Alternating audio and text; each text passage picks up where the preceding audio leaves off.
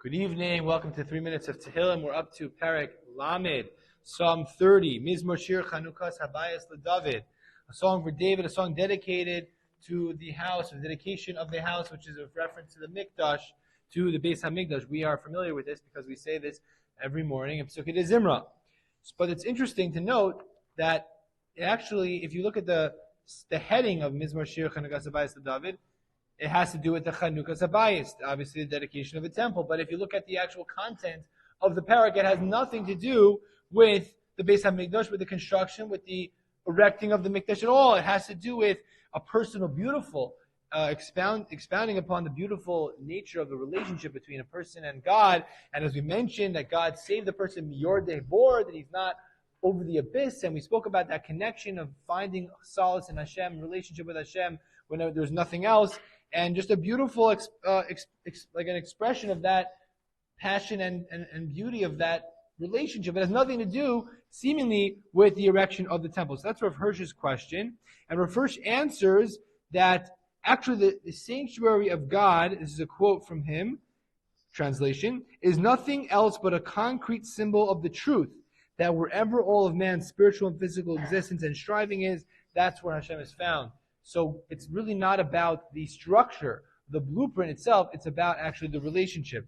And that also leads us to answering a different question, which is, who actually erected the temple? Shlomo. Right, exactly. Shlomo was the one who built the temple, not David. So why is it Chanukas Habayis LeDavid? So there's a beautiful Rashi in Parshas Lech Lecha who defines for us what the word chinuch is. Chanukas Habayis, the preparation of the temple. So Rashi says when Avram is going to save Lot, it says he is Vayarik es chanichav. He lets forth his trained ones.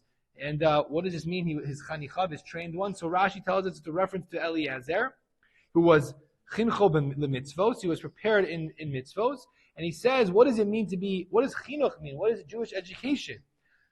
Lashon hascholas knisas ha'adam olechli leumnis shehu asil la'amud ba.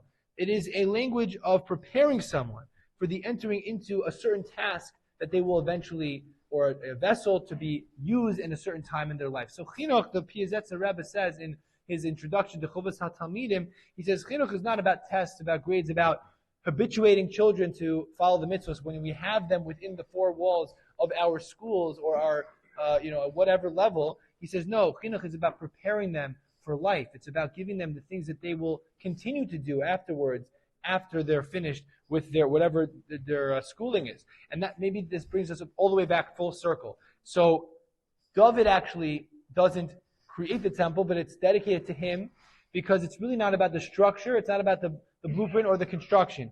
Rather, it's really the Chanukas Habayis is really about what lies in the heart of the human soul, the relationship with the divine, and that's what David HaMelech represents.